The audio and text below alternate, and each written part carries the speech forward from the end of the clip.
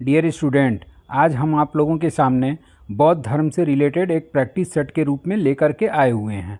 और इसके पहले हमने लगभग 40-50 क्वेश्चन का सेट संविधान के 2-3 चैप्टर का हमने बनाया हुआ है। तो ये आपका जो चैप्टर है वो केवल और केवल बौद्ध धर्म से रिलेटेड आपके 50-55 क्वेश्चन जो भी हैं वो प्रैक्टिस सेट के रूप में आप लोगों को मैं सॉल्व कराने जा रहा हूँ। और इस प्रैक्टिस सेट में केवल और केवल किससे संबंधित क्वेश्चन होंगे, तो केवल आपके बौद्ध धर्म से रिलेटेड क्वेश्चन को शामिल किया गया है। तो अब हम लोग स्टार्ट करते हैं। और इस बौद्ध धर्म में केवल 50 क्वेश्चन आप लोगों को, इसके साथ साथ और भी इसी टाइप से मैं टॉपिक वाइज आप लोगों को प्रैक्टिस कराता रहूँगा और व्याख्या के साथ प्रैक्टिस कराता रहूँगा। अगला पहला क्वेश्चन है आपका कि भारतीय इतिहास के संदर्भ में कौन भावी बुद्ध है जो संसार की रक्षा हेतु अवतरित होंगे। तो आंसर हो जाएगा आपका मैत्रेय। अगला क्वेश्चन है आपका कि अनात्मवाद सिद्धांत है। तो अनात्मवाद सिद्धांत किससे रिलेटेड है, तो ये आपका बौद्ध दर्शन से रिलेटेड है। तीसरा क्वेश्चन कि ग्रंथों में उल्लिखित धर्म चक्र प्रवर्तन है। तो बुद्ध का दर्शन है कि सारनाथ में दिया गया प्रथम उपदेश है कि बुद्ध का धार्मिक आदर्श कि बुद्ध का अनुष्ठान। तो इसका आंसर हो जाएगा आपका सारनाथ में दिया गया बुद्ध का प्रथम उपदेश, क्योंकि इसी जब सारनाथ में महात्मा बुद्ध ने अपना प्रथम उपदेश दिया था तो इसी उपदेश की घटना को धर्म चक्र प्रवर्तन के नाम से जाना जाता है। और इसके साथ साथ जो भी महात्मा बुद्ध के जीवन की घटनाएं हैं उन घटनाओं से रिलेटेड क्वेश्चन भी आपके परीक्षाओं में पूछता है, जो आगे के प्रश्नों में इंक्लूड होगा, उसकी भी मैं व्याख्या कर दूंगा। तो इस तरीके से आपका धर्म चक्र प्रवर्तन किसका प्रतीक माना जाता है, तो सारनाथ में दिए गए बुद्ध का जो प्रथम उपदेश है उसे धर्म चक्र प्रवर्तन के नाम से जाना जाता है। अगला क्वेश्चन कि महापरिनिर्वाण मंदिर अवस्थित है। तो महापरिनिर्वाण मंदिर जो है आपका कुशीनगर में स्थित है। और इसी महापरिनिर्वाण को आपका जब महात्मा बुद्ध को मृत्यु प्राप्त हुआ था तो इसी मृत्यु की घटना को महापरिनिर्वाण के नाम से जाना जाता है। और इसी महात्मा बुद्ध की जो मृत्यु हुई थी वो कुशीनगर में हुई थी और उसी कुशीनगर में इनके स्मृति में महापरिनिर्वाण मंदिर का निर्माण कराया गया है। अगला क्वेश्चन कि प्राचीन भारत के बौद्ध मठों में पबरन नामक समारोह आयोजित किया जाता है। तो प्राचीन भारत में बौद्ध मठों में पबरन नामक जो समारोह आयोजित किया जाता है वो वर्षा ऋतु के दौरान मठों में प्रवास के समय भिक्षुओं द्वारा किए गए अपराधों की स्वीकृति का अवसर होता था, इसी को पबरन के नाम से जाना जाता था। अगला क्वेश्चन आता है आपका कि बुद्ध के उपदेश किससे संबंधित हैं। तो बुद्ध के जो उपदेश हैं वो किससे संबंधित हैं, तो इनकी जो है उपदेश आचरण की शुद्धता और पवित्रता से संबंधित माने गए हैं। अगला क्वेश्चन कि विश्व का सबसे ऊंचा कहा जाने वाला विश्व शांति स्तूप कहाँ है। तो इसका आंसर हो जाएगा आपका राजगीर। और इसी राजगीर में आपका विश्व का सबसे ऊंचा विश्व शांति स्तूप स्थापित किया गया है।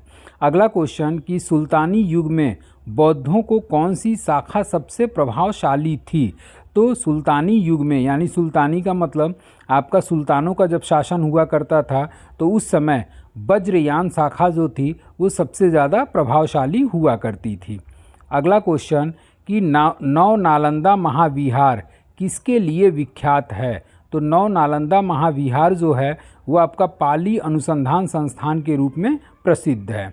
अगला क्वेश्चन है कि 4 स्थानों में हुई बौद्ध संगीतियों का सही कालक्रम नीचे दिए गए कूट का ज्ञात करें। तो पहला आपका बैसाखी की जगह यहाँ वैशाली होगा, थोड़ा सा मिसप्रिंट हो गया है। वैशाली, राजगृह, कुंडलवन, पाटलिपुत्र। तो इसका एक बहुत ही आसान ट्रिक हम आप लोगों को प्रोवाइड कराए हुए हैं शॉर्ट वीडियो में। 4 बौद्ध संगीतियों का आयोजन किया गया था और वो 4 बौद्ध संगीतियों का ट्रिक जो है वो अकायक राबी पक।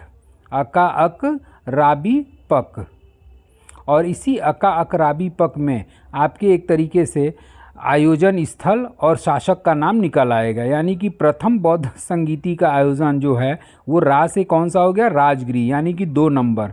और 2 नंबर में यहाँ भी है और आपका यहाँ भी है। उसके बाद से दूसरा पकड़ना पड़ेगा, वी से आपका क्या है वैशाली, तो आपका 2 के बाद से क्या आ गया 1, यहाँ भी 1 है वहाँ भी 1 है। तो अब तीसरा पकड़ना पड़ेगा, तो रा बी प यानी कि पाटलिपुत्र। अब पाटलिपुत्र चौथे स्थान पर है तो चौथा इसमें ये, यानी कि डी ऑप्शन क्या होगा सही होगा। तो इस तरीके से प्रथम बौद्ध संगीति का आयोजन राजगृह में, दूसरी बौद्ध संगीति का वैशाली में, और तीसरी बौद्ध संगीति का आयोजन पाटलिपुत्र में, और चौथी बौद्ध संगीति का आयोजन कुंडलवन कश्मीर में हुआ था। 5वीं बौद्ध संगीति का भी आयोजन हुआ था, और वो 5वीं बौद्ध संगीति का आयोजन कहाँ हुआ था इसको आप लोग कमेंट बॉक्स में आंसर के रूप में हमें प्रोवाइड करें। अगला क्वेश्चन कि बुद्ध की खड़ी प्रतिमा किस काल में बनाई गई थी, तो आंसर हो जाएगा आपका कुषाण काल, और इसी कुषाण काल में महात्मा बुद्ध की खड़ी प्रतिमा बनाई गई। अब एक क्वेश्चन इस पे बन जाता है कि महात्मा बुद्ध की खड़ी प्रतिमा जो थी वो आपका किस शैली में निर्मित की गई थी, तो कुषाण काल में कला की 2 शैली की उत्पत्ति हुई, जिसे मथुरा कला और आपका दूसरा गांधार कला के नाम से जाना जाता है, और इसी गांधार कला में महात्मा बुद्ध की खड़ी प्रतिमा का निर्माण कुषाण काल में प्रारंभ हुआ। अब अगले क्वेश्चन पे हम लोग आते हैं, और अगला क्वेश्चन आपका है निम्नलिखित में कौन से बौद्ध धर्म और जैन धर्म दोनों समान रूप से विद्यमान हैं या विद्यमान थे, तो ताप और भोग के अति का परिहार, दूसरा है वेद प्रमाण के प्रति अनाष्ठा, तीसरा है कर्मकांडों की फलवत्ता का निषेध, और चौथा आपका है प्राणियों की हिंसा का निषेध यानी कि अहिंसा। तो इसमें ताप और भोग के अति का परिहार ये शामिल नहीं था, जबकि ये तीनों जो हैं ये बौद्ध और जैन धर्म में दोनों में समानता दिखाई देती है, यानी कि 2, 3 और 4। अगला क्वेश्चन कि नालंदा विश्वविद्यालय की स्थापना का युग है, तो नालंदा विश्वविद्यालय की स्थापना का युग जो है वो गुप्त काल का है, और इसी गुप्त शासकों में कुमार गुप्त के द्वारा नालंदा विश्वविद्यालय की स्थापना की गई थी। अगला क्वेश्चन कि भगवान बुद्ध ने निम्नलिखित 4 आर्य सत्यों का प्रतिपादन किया, नीचे दिए गए कूट का प्रयोग करते हुए उनमें सही क्रम में रखिए। तो दुख है, दुख का निरोध है, दुख निरोध मार्ग है, दुख का कारण है। तो इसका आंसर आपका हो जाएगा ADBC, यानी कि सबसे पहले आपका दुख है और उस दुख का कुछ न कुछ कारण होता है, उसके बाद से दुख को रोका भी जा सकता है और दुख निरोध मार्ग है। तो ADBC इसका सही आंसर क्रम में होगा। अगला क्वेश्चन कि किस शासक के शासनकाल में नेपाल में बौद्ध धर्म का गमन हुआ था, तो आंसर हो जाएगा आपका अशोक, और इसी अशोक के शासनकाल में नेपाल में बौद्ध धर्म का प्रचार प्रसार किया गया, और इसी अशोक ने अपने पुत्र तथा पुत्रियों को भी श्रीलंका में प्रचार प्रसार के लिए भेजा था। पुत्र का नाम महेंद्र था और पुत्री का नाम संघमित्रा। अगला क्वेश्चन कि निम्न वक्तव्यों पर विचार करें और नीचे दिए गए कूट का सही उत्तर चुनें। कुशीनगर मल्ल गणराज्य की राजधानी थी। महात्मा बुद्ध का महापरिनिर्वाण कुशीनगर में हुआ था। तो इसका आंसर हो जाएगा आपका ए भी सही है और उसके बाद से आर भी सही है, और परंतु आर ए का सही व्याख्या नहीं करता है। तो इस तरीके से इसके ऑप्शन के हिसाब से आपका आंसर हो जाएगा दोनों, ए और आर दोनों सही है। मल्लों की जो राजधानी हुआ करती थी वो कुशीनगर थी, और महात्मा बुद्ध को महापरिनिर्वाण भी कुशीनगर में प्राप्त हुआ था।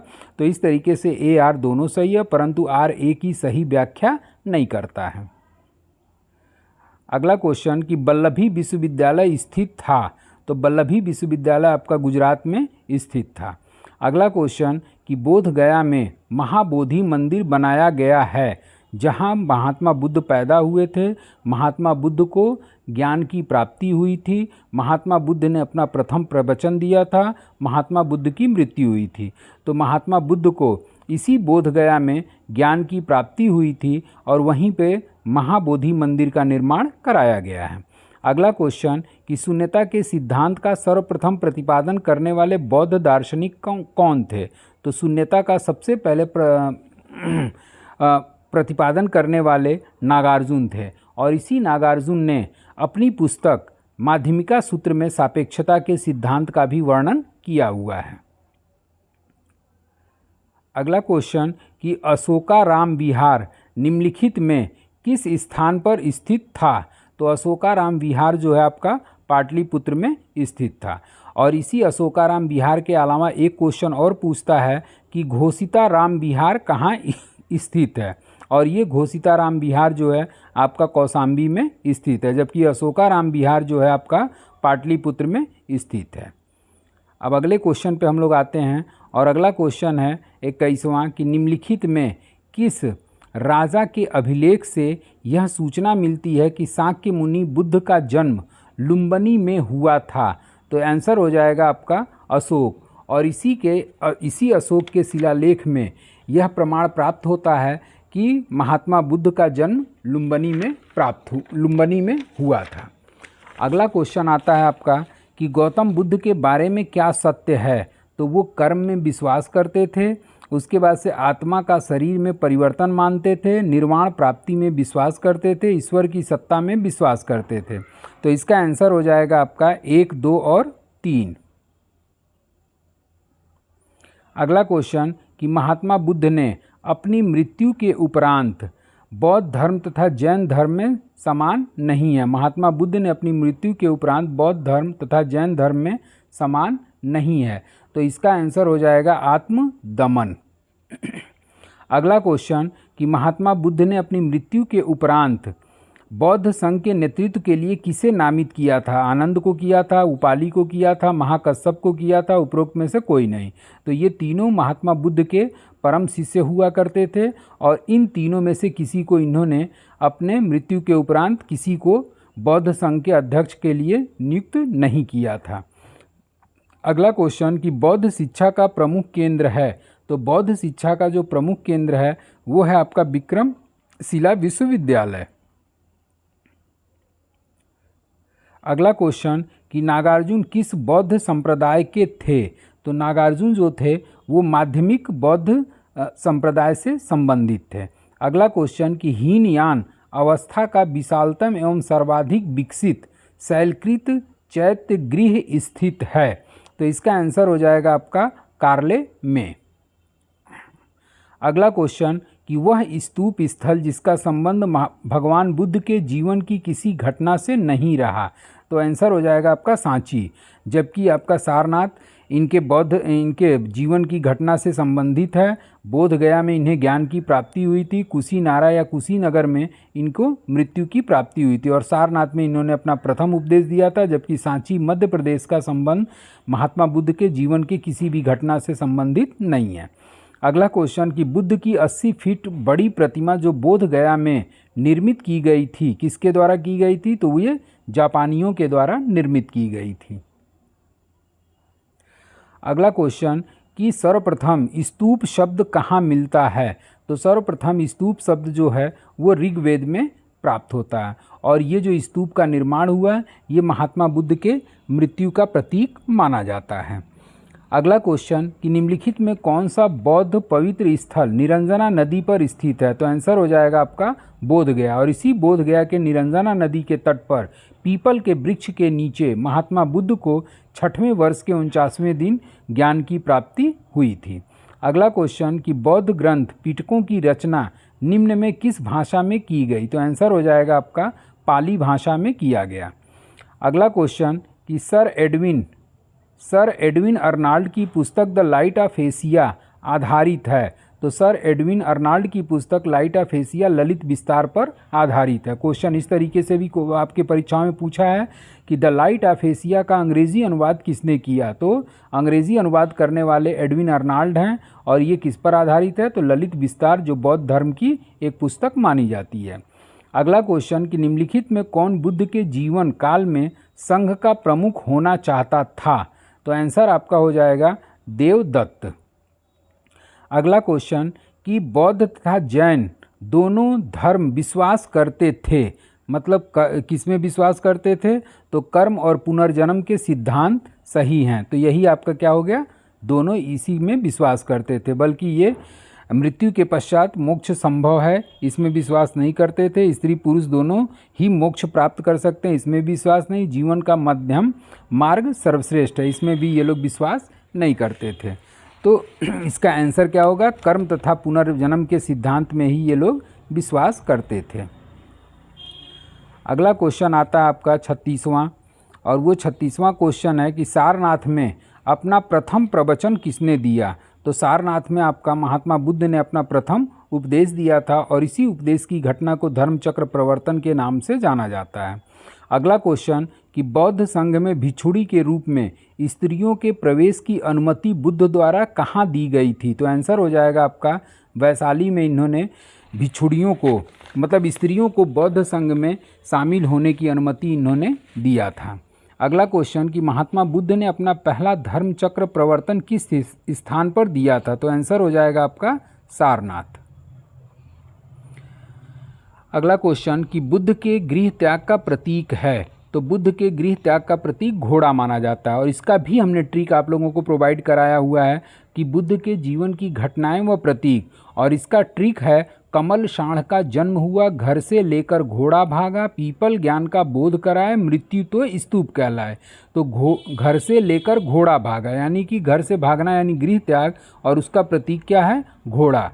और अगर इस को और विस्तार पूर्वक आप लोगों को जानना है तो आप उस ट्रिक के माध्यम से इसका एक्सप्लेनेशन ले सकते हैं। अगला क्वेश्चन कि बुद्ध कौशाम्बी किसके राज्यकाल में आए थे? तो आंसर हो जाएगा आपका उदयन, और इसी उदयन या उदाइन के शासनकाल में बुद्ध जो है वो कौशाम्बी में आए हुए थे। अगला क्वेश्चन कि भारत में पहले जिस मानव प्रतिमा की पूजा की गई थी वह है? तो वो है आपका आंसर महात्मा बुद्ध, और इसी महात्मा बुद्ध की मूर्ति मानव के रूप में पूजित की गई थी। इस पे क्वेश्चन आपका एक अलग तरीके से आया है कि वह कौन से व्यक्ति हैं, जो कि इस पे क्वेश्चन इस तरीके से पूछा है कि मानव द्वारा मानव की पूजित पहली मूर्ति कौन सी है? तो आंसर हो जाएगा महात्मा बुद्ध। अगला क्वेश्चन कि त्रिपिटक क्या है? तो त्रिपिटक आपका न तो गांधी जी के बंदर हैं, न तो ब्रह्मा विष्णु महेश हैं, न तो महावीर के 3 नगीने हैं, बल्कि महात्मा बुद्ध के उपदेशों का संग्रह ही त्रिपिटक के नाम से जाना जाता है। और इसी त्रिपिटक में आपका विनय पिटक, सुत्त पिटक और अभिधम्म पिटक शामिल हैं। अगला 43वां क्वेश्चन कि महायान बौद्ध धर्म में बोधिसत्व अवलोकितेश्वर को किस अन्य नाम से जाना जाता है? तो आंसर हो जाएगा आपका पदम पाणी। अगला क्वेश्चन कि निम्नलिखित राज्यों में से किसका संबंध बुद्ध के जीवन से था? तो अवंती और गांधार का संबंध महात्मा बुद्ध के जीवन से नहीं था, जबकि कौशल और मगध का संबंध महात्मा बुद्ध के जीवन से था। तो आंसर हो जाएगा आपका 3 और 4। अगला क्वेश्चन कि निम्नलिखित में कौन सा एक अशोक का अभिलेख द्वारा इस परंपरा की पुष्टि करता है कि गौतम बुद्ध का जन्म लुम्बिनी में हुआ था? तो आंसर इसका हो जाएगा आपका रुम्मनदेई स्तंभ शिलालेख, और इसी रुम्मनदेई शिलालेख में महात्मा बुद्ध के जन्म का उल्लेख किया गया है, जो कि अशोक से रिलेटेड है।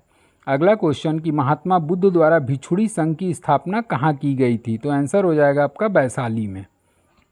अगला क्वेश्चन कि निम्नलिखित में किस बौद्ध ग्रंथ में संघ जीवन के नियम प्राप्त होते हैं? तो आंसर हो जाएगा आपका विनय पिटक या विनय निकाय में, और इसी विनय पिटक में बौद्ध ग्रंथ के संघ एवं जीवन के नियमों का संग्रह इस विनय पिटक में प्राप्त होता है। अगला क्वेश्चन कि महात्मा बुद्ध का महापरिनिर्वाण कहाँ हुआ? तो आंसर हो जाएगा आपका कुशीनगर। 49वां क्वेश्चन कि बुद्ध ने अपना सर्वाधिक उपदेश कहाँ दिया? तो आंसर हो जाएगा आपका श्रावस्ती, और इसी श्रावस्ती में महात्मा बुद्ध ने अपना सर्वाधिक उपदेश दिया था। 50वां क्वेश्चन आता है कि कश्मीर में कनिष्क के शासनकाल में जो बौद्ध संगीति का आयोजन हुआ था उसकी अध्यक्षता किसके द्वारा किया गया था? तो आंसर हो जाएगा आपका वसुमित्र, और इसी अध्यक्ष का भी ट्रिक है महासब मो बसु, यानी कि 4 बौद्ध संगीतियों में महासब मो बसु ये चारों का नाम निकल आएगा। तो चौथी का मतलब हो गया बसु, और बसु का मतलब हो गया आपका वसुमित्र, और इस चौथी बौद्ध संगीति का अध्यक्षता जो है वो वसुमित्र के द्वारा किया गया।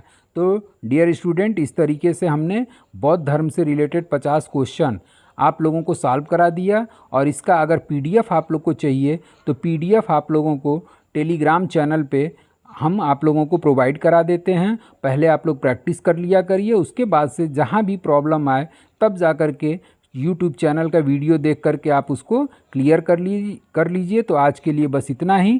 Thank you so much.